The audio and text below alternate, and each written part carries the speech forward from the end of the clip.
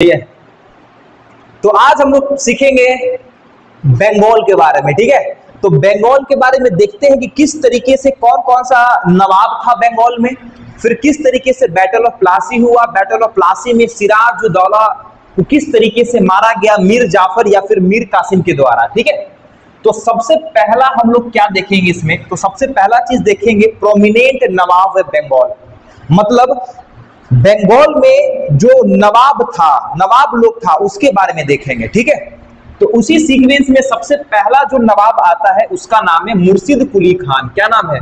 मुर्शिद कुली खान। मुर्शिद कुली खान, मुर्शिद कुली खान। सबसे पहली बात तो ये कि तुम लोग के एग्जाम में सबसे पहला क्या आता है कि मुर्शिद कुली खान का टाइम पीरियड कब से कब तक था। तो इसका टाइम पीरियड था 1722 से लेकर के 1727 तक। पहला चीज डन हो गया। ठीक है, पहला क्वेश्चन क्या आएगा कि मुर्शिद कुली खान का टाइम पीरियड कब से कब तक था। 1722 से लेकर के 1727, यानी 1722 से लेकर के 1727 तक इसका क्या था, टाइम पीरियड था। ठीक है, उसके बाद क्वेश्चन क्या आता है कि जो मुर्शिद कुली खान था, ये जो मुर्शिद कुली खान था इसको कहते हैं फाउंडर ऑफ इंडिपेंडेंट बंगाल। क्या है ये? फाउंडर ऑफ इंडिपेंडेंट बंगाल, यानी कि बंगाल को अलग कौन किया, मुगल एम्पायर से बंगाल को अलग करने का श्रेय जाता है मुर्शिद कुली खान को। ठीक है, तो ये समझ में आ गया कि बंगाल का सबसे पहला नवाब कौन था? मुर्शिद कुली खान था, जिसको हम लोग फाउंडर ऑफ बंगाल भी कहते हैं। जैसे ये नवाब बनता है वैसे ही नवाब बनते ही ये क्या करता है, सबसे पहले बंगाल का कैपिटल ढाका से मुर्शिदाबाद ट्रांसफर करता है। क्या करता है? ढाका से मुर्शिदाबाद। अगर ऐसे लिखे कैपिटल बनते ही क्या करता है, कैपिटल को ढाका से, ढाका कहां पे है अभी के टाइम पे ढाका कहां पे है? वेस्ट बंगाल में। हाँ ठीक है, वेस्ट बंगाल में है, अभी के टाइम के वेस्ट बंगाल में। ढाका से कैपिटल को ट्रांसफर कर देता है मुर्शिदाबाद में। कहां पे? मुर्शिदाबाद। मुर्शिदाबाद जो है ये अपने कैपिटल को ट्रांसफर करता है। उसके बाद जो है इसके टाइम पे जब ये बंगाल का जब नवाब बनता है, जब ये बंगाल का नवाब बनता है तो ये बंगाल में फाइनेंशियल कंडीशन को बहुत शानदार तरीके से इंप्रूव करता है। जिसमें हम लोग पॉइंट लिख सकते हैं कि इंप्रूव करता है what? Financial condition. Financial condition, financial condition को इंप्रूव करने का काम करता है मुर्शिद कुली खान। ठीक है, और ये जो है अपने पीजेंट्स के लिए, एक स्पेशल टाइप का लोन जो है शुरू करता है, जिस लोन का नाम है तकावी लोन। क्या नाम है?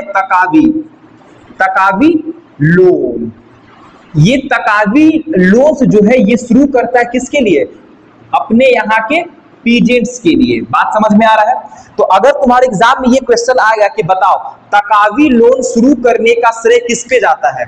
मुर्शिद कुली खान पे जाता है। मुर्शिद कुली खान का टाइम पीरियड कब से कब तक था? 1722 से लेकर के 1727। उसके बाद आता है कि मुर्शिद कुली खान को कहते हैं फाउंडर ऑफ बंगाल।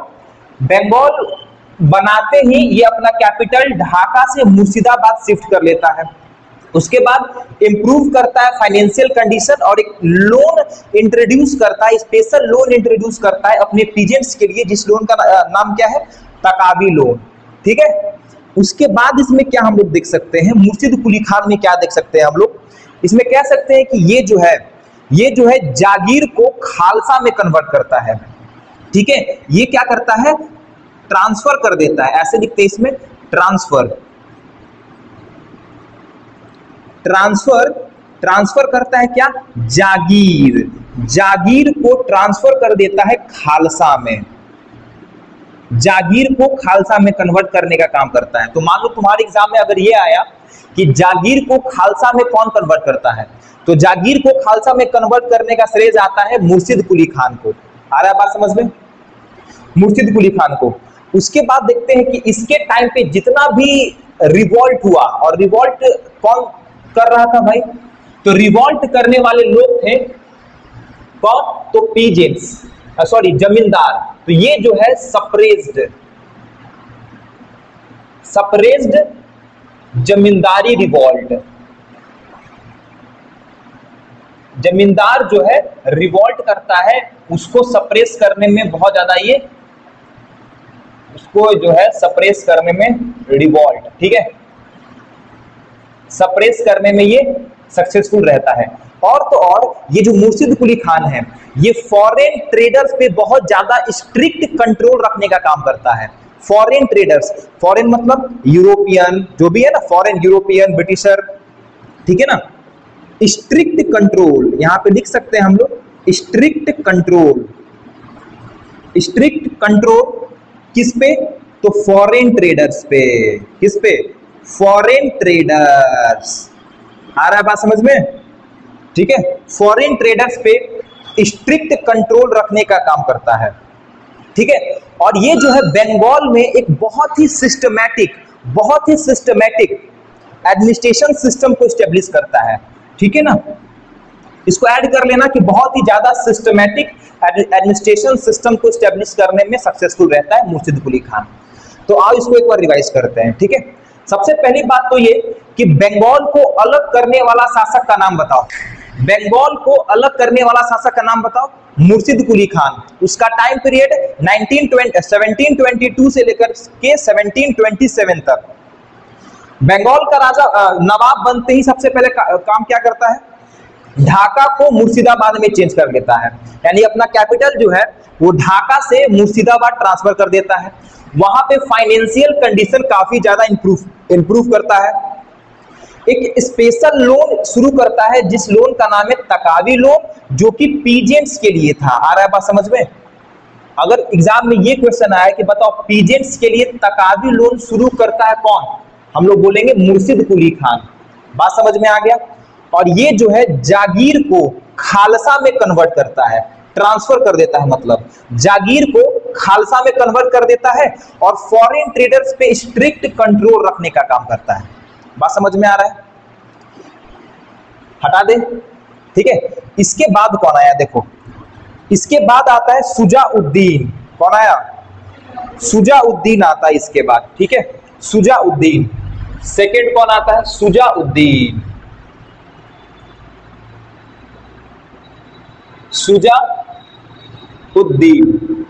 सुजाउद्दीन आता है, ठीक है। इसका टाइम पीरियड होता है 1927 से लेकर के 1727 से लेकर के 1920 या फिर 39 तक। 1727 से लेकर के 1739 तक इसका टाइम पीरियड रहता है सुजाउद्दीन का, ठीक है। तो सुजाउद्दीन में दो तीन बात हम लोग क्या ध्यान रखेंगे। सबसे पहली बात तो ये कि ये जो सुजाउद्दीन था, ये कौन था? सन इन लॉ किसका? मुर्शिद कुली खान का। इसमें ऐड कर लें, ठीक है। मुर्शिद कुली खान का दामाद था सुजाउद्दीन, ठीक है ना। मुर्शिद कुली खान का क्या था? दामाद था सुजाउद्दीन, ठीक है ना। और इसमें एक बहुत शानदार बात क्या याद रखना है, ये जो सुजाउद्दीन था, ये बिहार का गवर्नरशिप गॉट गवर्नरशिप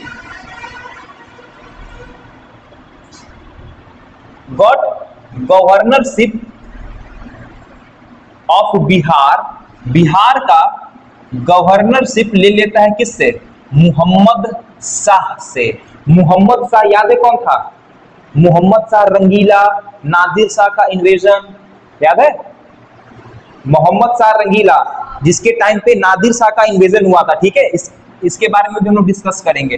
तो मोहम्मद शाह कौन था? मोहम्मद शाह उस टाइम का मुगल बादशाह था मोहम्मद शाह। उससे जो है बिहार का गवर्नरशिप ले लेता है सुजाउद्दीन। इसका टाइम पीरियड था 1927 से लेकर के 1939 तक, जो कि दामाद था किसका दामाद था? मुर्शिद कुली खान का दामाद था सुजाउद्दीन। ये जो है बिहार का गवर्नरशिप अपने हाथ में ले लेता है, ठीक है। बिहार का गवर्नरशिप अपने हाथ में ले लेता है। इससे क्या करके? इससे एग्रीमेंट कर लेता है, जैसे कि ये इंडिपेंडेंट बंगाल तो था, लेकिन अभी भी जो है कहता है कि हम आपको क्या देंगे? रेंट टाइप का देंगे, कुछ पैसा भिजवाया करेंगे दिल्ली, ठीक है। कहीं ना कहीं अभी भी उसके दिल में डर था, इनके दिल में डर था, ठीक है। तो ये जो है रिक्वेस्ट करके मोहम्मद शाह से गवर्नरशिप ले लेता है बिहार का। और हम लोग इसमें क्या याद रखेंगे, ये जो है अपॉइंट करता है, ये जो है अपॉइंट करता है अली वर्दी खान को, अली वर्दी खान, अली वर्दी खान को यही अपॉइंट करता है।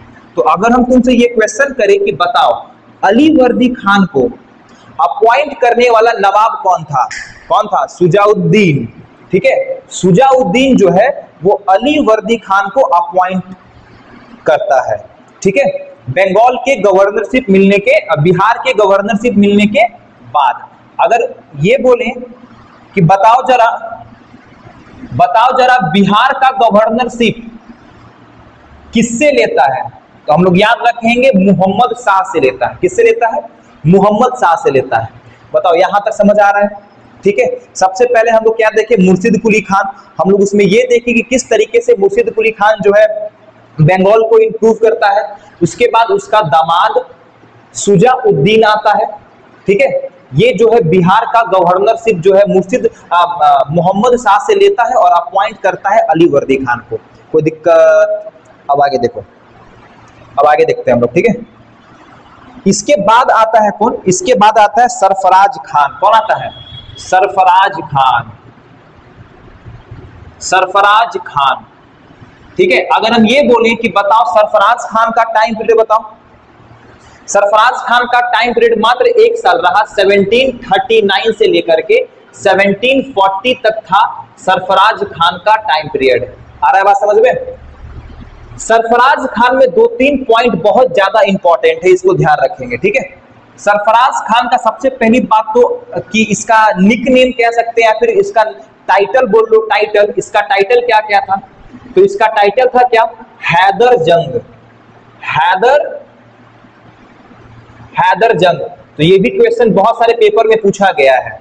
ठीक है, कि हैदर जंग जो है किसका नाम था? सरफराज खान का नाम था, जो कि 3 नंबर वाला राजा था, नवाब था बंगाल का। ठीक है, 3rd नंबर पे आता है सरफराज खान 1739 से लेकर के 1740 तक इसका रहा टाइम पीरियड। और इसमें हम लोग देखें कि इसका टाइटल था हैदर जंग, और एक और नाम लिख लो, एक और नाम इसमें हम लिख सकते हैं आलम उद्दौला, आलम उद्दौला, आलम उद्दौला। ठीक है, तो इतिहास में आलम उद्दौला और हैदर जंग किसका नाम था? सरफराज खान का नाम था। बात समझ में आ रहा है? ठीक है, अब आगे देखते हैं हम लोग। इसमें हम लोग को सबसे ज्यादा जो इंपॉर्टेंट पॉइंट याद रखना है, सबसे ज्यादा जो इंपॉर्टेंट पॉइंट है, और इससे क्वेश्चंस बहुत पूछे जाते हैं। क्यों? क्योंकि इसके टाइम पे हुआ था एक बहुत ही फेमस बैटल, जिस बैटल का नाम था battle of Giria, battle of गिरिया। और ये जो बैटल ऑफ गिरिया था, ये अली वर्दी खान, अली वर्दी खान वर्सेस हैदर जंग या फिर सरफराज खान, सरफराज खान, हैदर जंग और सरफराज खान के बीच में बैटल होता है, जिस बैटल का नाम क्या था? बैटल ऑफ गिरिया। तो अगर एग्जाम में ये पूछा है कि बैटल ऑफ गिरिया किन किन राजाओं, नवाबों के बीच में हुआ, नहीं, किन के बीच में हुआ? तो सरफराज खान और अली वर्दी खान। ठीक है, सरफराज खान और अली वर्दी खान के बीच में होता है बैटल ऑफ गिरिया। और कहते हैं ये it was the first battle या फिर it was the first revolution of Bengal, it was the first revolution of Bengal. इसको कह सकते हैं हम लोग, ये जो है बंगाल का फर्स्ट रेवोल्यूशन था। ठीक है, जो कि अली वर्दी खान के द्वारा चलाया गया था। सेकंड क्वेश्चन अगर हम ये पूछे कि बताओ अली वर्दी खान को अपॉइंट कौन किया था? तो अली वर्दी खान को अपॉइंट बताओ कौन किया था? शुजाउद्दीन। कौन किया था? शुजाउद्दीन किया था। ठीक है, शुजाउद्दीन जो है अली वर्दी खान को अपॉइंट करता है, और उसके बाद सरफराज खान जो कि एक अनेबल नवाब था, उसको हरा करके और बैटल ऑफ गिरिया में अली वर्दी खान जो है नवाब बन जाता है। बात समझ आ रहा है? अब आगे देखते हैं, अब आता है आगे। अब हम लोग पढ़ेंगे अली वर्दी खान के बारे में। ठीक है, ये हो गया तुम्हारा 4th नंबर का नवाब। अब जो है राजगद्दी पे बैठ जाता है अली वर्दी खान। ठीक है, अब देखो ध्यान से सीखना, ठीक है, बहुत ध्यान से। अलीवर्दी खान का जो टाइम पीरियड था वो था 1740, 1740 से लेकर के 1756 तक इसका टाइम पीरियड था, ठीक है। अब हुआ क्या कि देखो अलीवर्दी खान जो था ये बिल्कुल एज अ सोल्जर था, सोल्जर से नवाब बनने तक का सफर अलीवर्दी खान तय करता है। अरे बात समझ में, सोल्जर था और सोल्जर से ये नवाब बना 1740 में अलीवर्दी खान, ठीक है। अब हुआ क्या कि जब एक सोल्जर नवाब की गद्दी पे बैठता है तो बताओ, हाँ, जब एक सोल्जर जो है नवाब की गद्दी पे बैठता है तो क्या होता है कि जनता जो है उसको जल्दी एक्सेप्ट नहीं कर पाता है, राइट। जनता जो है इसको जल्दी एक्सेप्ट नहीं कर पाता है। तो ये क्या किया, ये जो है मुहम्मद शाह से, ये जो है मुहम्मद शाह से एक रिकॉग्नाइजेशन साइन करवा लेता है, मतलब एक पेपर पे दस्तखत करवा लेता है कि हाँ ठीक है तुम जो है बंगाल का नवाब बन जाओ। आ रहा बात समझ में, ठीक है। अब देखो आगे, अलीवर्दी खान का टाइम पीरियड 1740 से लेकर के 1756 तक था और ये क्या करता है, ये जो है he got recognition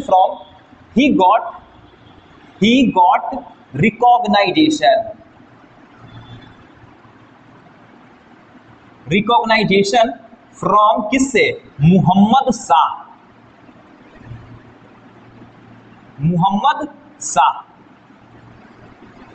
स्पेलिंग देख लेना बुआ मोहम्मद शाह का, ठीक है, मुहम्मद शाह। ये जो है मुहम्मद शाह से एक रिकॉग्नाइजेशन जो है वो करता है और उसके बाद ये जो है 1740 में क्या करता है, ये सेट ऑन यानी कि राज गद्दी पे बैठता है। आ रहा है बात समझ में, राज गद्दी पे कब बैठा, 1740 में बैठा, ठीक है ना। 1740 में अलीवर्दी खान जो है बैठता है राजगद्दी पे और उसके बाद देखा जाता है कि अलीवर्दी खान जो है इसमें एक बहुत शानदार पॉइंट जो यूपीएससी में पूछा गया था, पता है क्या, इसमें शानदार पॉइंट ये पूछा गया था कि ये जो है यूरोपियन कंपनी को मधुमक्खी के छत से कंपेयर किया करता है अलीवर्दी खान। समझ में आ रहा है ना, ये जो है यूरोपियन कंपनी को मधुमक्खी के छत्ते से कंपेयर करता है। कहता है क्या कि अगर यूरोपियन कंपनी को हम लोग अच्छे से रखेंगे तो ये हमें मध देगी और थोड़ा भी इसमें घोप घाप किए तो निकल के क्या कर लेगी, सब काट लेगी, ठीक है। और ये भी क्या करता है, अपोज करता है क्या, फोर्टिफिकेशन, ये भी जो है फोर्टिफिकेशन को अपोज करने का काम करता है जो कि यूरोपियन के द्वारा किया जा रहा था। बताओ यहां तक समझ आया, एक फ्लो में हम लोग इतना पढ़ लिए, ठीक है। अब थोड़ा सा रिवाइज करते हैं, ठीक है ना। चलो स्टार्टिंग से सब, अब देखो तो सबसे पहले हम लोग क्या देखें कि मुर्शिद कुली खान का टाइम पीरियड हम लोग देखे थे 1722 से लेकर के 1727 तक था। 1722 से लेकर के 1727 तक मुर्शिद कुली खान का टाइम पीरियड रहा, ठीक है। उसके बाद फाउंडर ऑफ बंगाल हम लोग क्या देखे, ये जो है बंगाल का फाउंडर था। कैपिटल, जैसे ही बंगाल का नवाब बनता है ये अपना कैपिटल ट्रांसफर कर देता है ढाका टू मुर्शिदाबाद। उसके बाद नवाब बनते ही बंगाल का फाइनेंशियल कंडीशन को इंप्रूव करता है शानदार तरीके से, ठीक है। शानदार तरीके से बंगाल का फाइनेंशियल कंडीशन को इंप्रूव करता है। ये जो है एक स्पेशल लोन, जिस लोन का क्या नाम जिस लोन का नाम था तकावी लोन। क्या नाम था, तकावी लोन नाम था। एक स्पेशल लोन शुरू करता है तकावी लोन, ठीक है। तकावी लोन शुरू करता है अपने पीजेंट्स के लिए। किसके लिए शुरू किया, अपने पीजेंट्स के लिए। तो अगर एग्जाम में ये आया कि बता कौन सा बंगाल का नवाब है जो तकावी लोन को इंट्रोड्यूस करता है पीजेंट्स के लिए, तो हम लोग कहेंगे मुर्शिद कुली खान, ठीक है। और ये जो है जागीर को कन्वर्ट करता है किसमें, खालसा में। जागीर को कन्वर्ट करता है खालसा में। और मुर्शिद कुली खान जो है वो फॉरेन पे स्ट्रिक्ट कंट्रोल रखने का काम करता है। उसके बाद इसका दामाद बनता है जिस दामाद का नाम है शुजाउद्दीन इसका टाइम पीरियड था 1727 यानी 1727 से लेकर के 1739 तक। ये था दामाद किसका? मुर्शिद कुली खान का। Got the governorship of Bihar from Muhammad Shah. Muhammad Shah से बिहार का गवर्नरशिप लेता है कौन? सुजाउद्दीन। आ रहा बात समझ में? सुजाउद्दीन जो है वो बिहार का गवर्नरशिप लेता है किससे?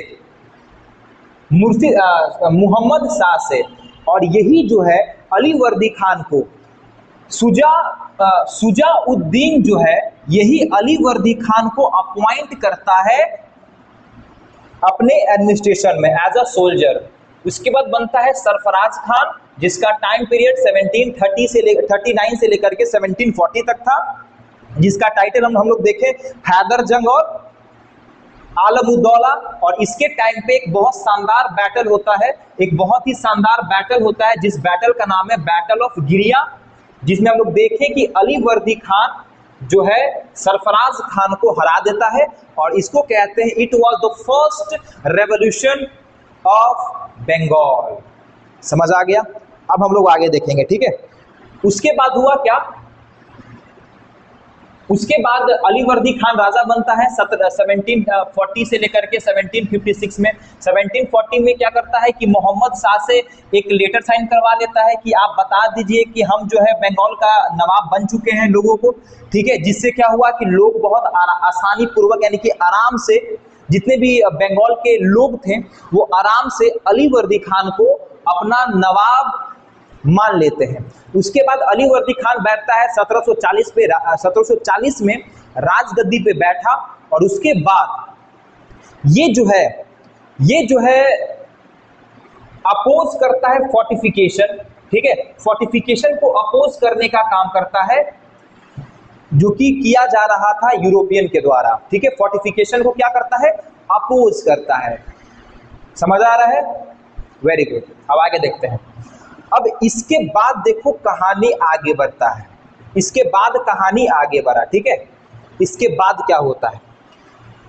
इसके बाद जो है राजा बनता है, नवाब बनता है बंगाल का, जिसका नाम था सिराजुद्दौला।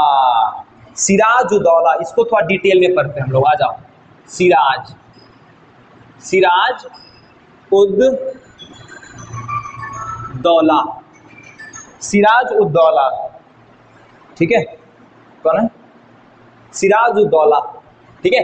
सिराज-उद-दौला बैठता है राजगद्दी पे। ये कब बैठा? 1756 में अलीवर्दी खान का उत्तराधिकारी यही था सिराज-उद-दौला। 1756 में बैठता है। इसका 1 साल तक शासनकाल रहा। 1757 और 1757 में बैटल ऑफ प्लासी हुआ और इसको बेचारे को मार दिया जाता है। तो अगर हम लोग ये बोले, पहला पॉइंट अगर हम ये तुमसे पूछे कि बताओ सिराज-उद-दौला जो है, सिराज-उद-दौला राजगद्दी पे कब बैठा? तो ये बैठा 1756 में।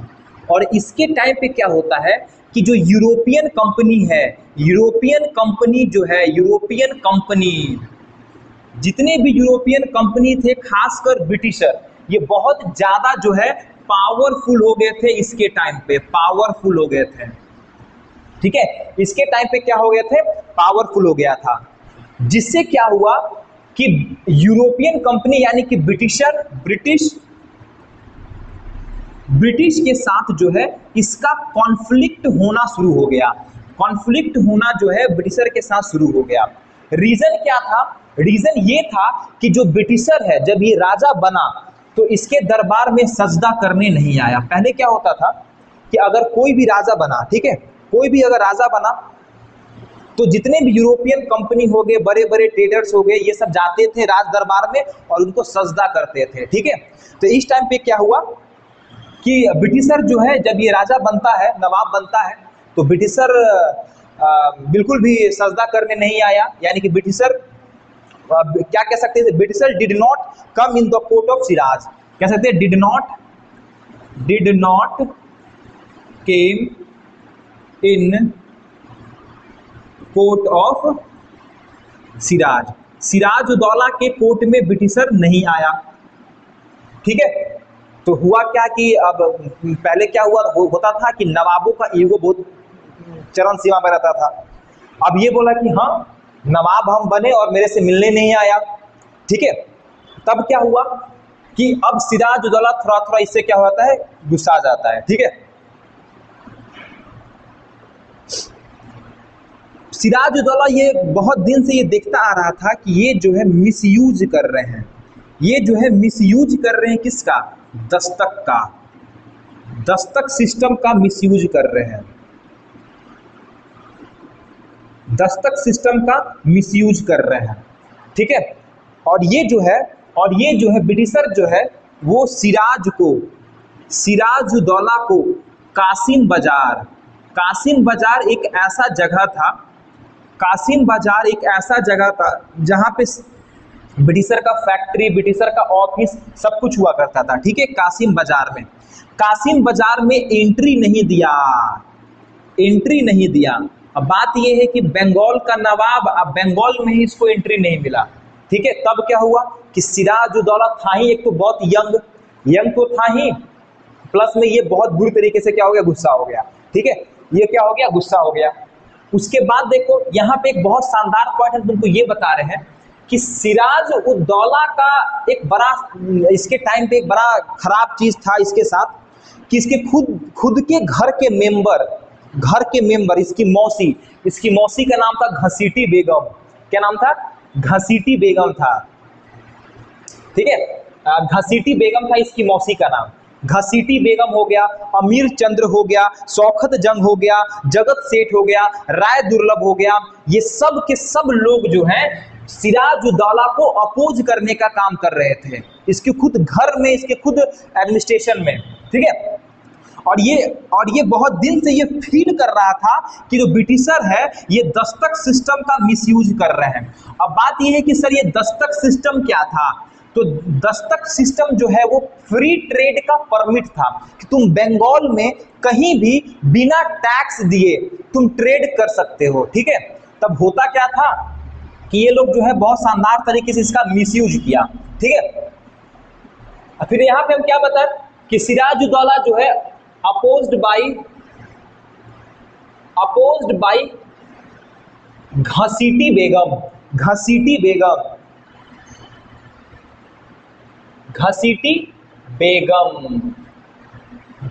बेगम हो गया।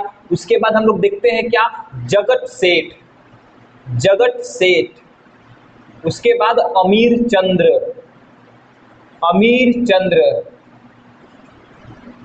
राय दुर्लभ, ठीक है। ये सभी, एक और मीर जाफर, यानी कि इसी के राज दरबार में इसी के लोग जो है इससे नाखुश थे, और यही सबसे बड़ा रीजन रहा इसके मरने का और बैटल ऑफ प्लासी के होने का। अब बात यह है कि घर का बेबी लंका ढाए, होता है ना, जो भी है कहावत कि घर में ही क्या है, घर में ही फूट है। ये सारे के सारे जो लोग हैं ये सिराजुद्दौला के या तो कोर्ट में है या तो इसके घर में है। बात समझ आ रहा है। तब होता क्या है कि जैसे ही सिराजुद्दौला को कासिम बाजार में एंट्री देने से मना कर दिया ब्रिटिशर, तब क्या हुआ कि सिराजुद्दौला 15 जून 1756 को अटैक कर देता है कासिम बाजार में, ठीक है। कब करता है, 15 जून 1756 को कहां पे अटैक कर दिया, कासिम बाजार में, ठीक है। क्या कर दिया, अटैक कर दिया कासिम बाजार में। और कासिम बाजार में अटैक करने के बाद ये जो है इसको सीज कर देता है, ये जो है इसको क्या कर देता है, सीज कर देता है। उसके बाद यहाँ पे कासिम बाजार में जितना भी फैक्ट्रीज था, जो भी ऑफिसर्स थे, इन सबको कैद कर लिया सिराजुद्दौला। टोटल 146 ब्रिटिशर को पकड़ लेता है। और पता है ये सिराजुद्दौला इस टाइम पे ब्रिटिशर को ऐसा मार मारा था ना कि ब्रिटिशर भागते भागते फुल्टा आइलैंड कहाँ पे है, इंडोनेशिया के फुल्टा आइलैंड तक उसको दौड़ाया था ब्रिटिशर को, ऐसा मार मारा था। इतना इसके अंदर खुन्नस भरा हुआ था कि एक तो सजदा करने नहीं आया, प्लस में हमको एंट्री देने से बंद कर, मतलब मेरा ही घर आगे रंगदारी है।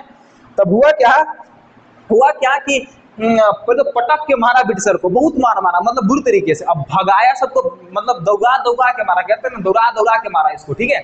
और मारने के बाद क्या किया कि ब्रिटिशर डर के मारे फुल्टा आइलैंड भाग गया। फुल्टा आइलैंड कहाँ पे है? इंडोनेशिया के फुल्टा आइलैंड तक चला गया भागते भागते।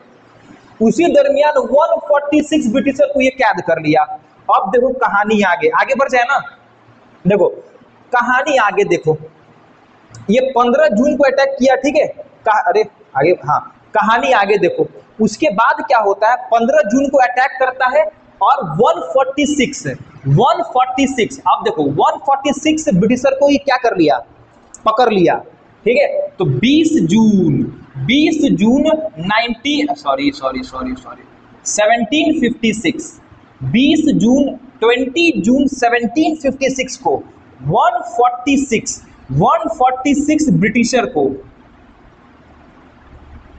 146 ब्रिटिशर को एक छोटे से कमरे में बंद कर दिया।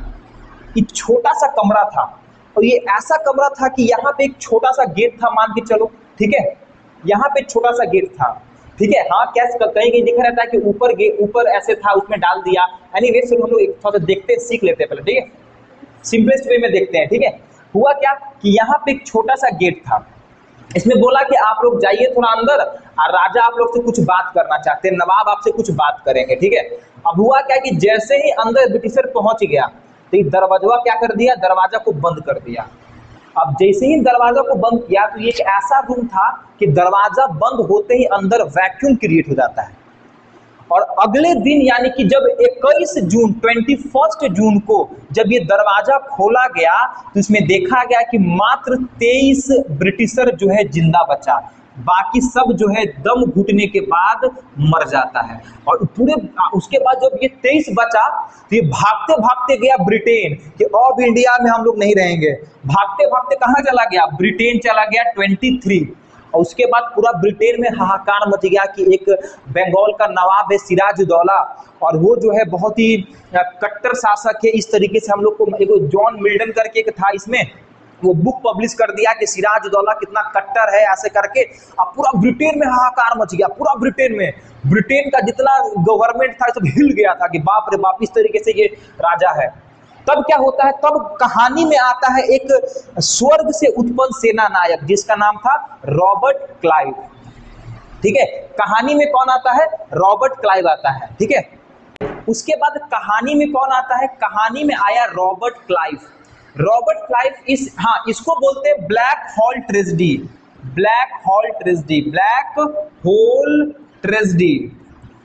ठीक है। ब्लैक होल ट्रेजेडी के नाम से इसको जाना जाता है, ठीक है। उसके बाद कहानी में कौन आया, कहानी में आता है रॉबर्ट क्लाइव। और रॉबर्ट क्लाइव जो है इस इंसिडेंट को बुरी तरीके से क्रिटिसाइज करने का काम करता है, ठीक है। और उस टाइम पे रॉबर्ट क्लाइव जो है वो मद्रास में था, और मद्रास से भागते भागते आया कहां पे, भागते भागते आया बंगाल में। मद्रास से बंगाल में आया रॉबर्ट क्लाइव, और रॉबर्ट क्लाइव सिराजुद्दौला को इस कदर मजबूर कर दिया कि उसको एक ट्रीटी करना पड़ा 9 जनवरी 1757 को एक ट्रीटी करना पड़ा, जिस ट्रीटी का नाम है ट्रीटी